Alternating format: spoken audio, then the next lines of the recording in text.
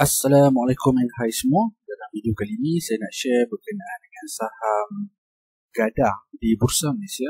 Tapi sebelum tu saya nak minta anda untuk klik button subscribe YouTube channel saya, klik like dan juga klik bell icon sebelah kanan tu untuk dapat notification bila saya upload new video.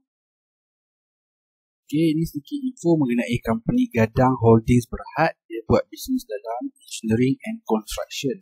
So, untuk info lanjut dengan company ini, anda boleh masuk dalam website dia gadang.com.my. Okey, ramai yang tanya saya macam mana cara nak pilih saham yang berpotensi. Firstly, anda masuk dalam website bursamalaysia.com. Okey, anda tengok dekat Bursa Malaysia dan market information dan syariah compliant equities prices. Klik sini. Dan anda akan nampak macam ni lah. Dan anda klik top percent gainers. Right, kita akan nampak macam ni. Senarai saham, kita tengok stock name, nama saham dan juga percent change, perubahan harga pada hari itu. Alright, contoh kat sini saya tunjukkan saham macam Sdion. Ini harga dia 11 sen. Kenaikan pada hari itu 22.22%. Atronic harga dia 28 sen, kenaikan dia 21.74. Micro MB 21 sen harga dia dan kenaikan dia sebanyak 20% hari itu. Okey, dari situ kita buat technical analysis. Okey, macam ni saya tunjuk Gadang ni. Tengok sini price dia start naik dan dia buat retracement. Lepas tu ada satu bullish baru bull's candle. Kenaikan dia sebanyak 6.9% pada hari itu. Kita tengok juga stokastik duduk di zone oversold and pointing upwards. So saya expect dia akan sambung naik lagi lepas ni lah. Jom tengok apa jadi esok dan seterusnya. Okay, esok price open gap up and dia turun. Turun ni adalah peluang untuk kita beli lah sebab discount. Okay, jom tengok jadi apa jadi lagi lepas tu. Alright, dia main kat situ. Dia start naik sikit. Okay, sambung naik lagi.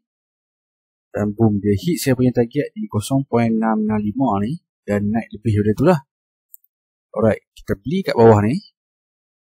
Dan kita jual kat level yang kita target mula ni. Ataupun boleh jual kat atas lagi.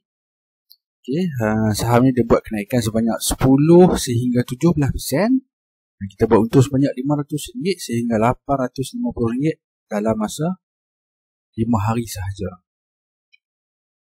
So, apa yang kita boleh buat dengan untung sebanyak 500 hingga 850 ni. Okay, iaitu kita boleh buat installment kereta. Contoh macam kereta baru Proton Mas 5. Ini phone ni kita buat pada installment. Ataupun kalau kita lama, kita boleh gunakan duit untung ni untuk buat maintenance kereta.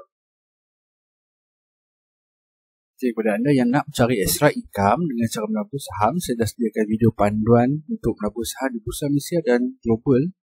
Dan juga saya dah create WhatsApp dan Telegram channel. Saya nak bagi ebook panduan pelabur berjaya kepada anda. Semua ni adalah percuma sahaja. So macam mana nak dapatkan semua ni? Anda boleh klik link PM di bahagian description dan juga bahagian komen.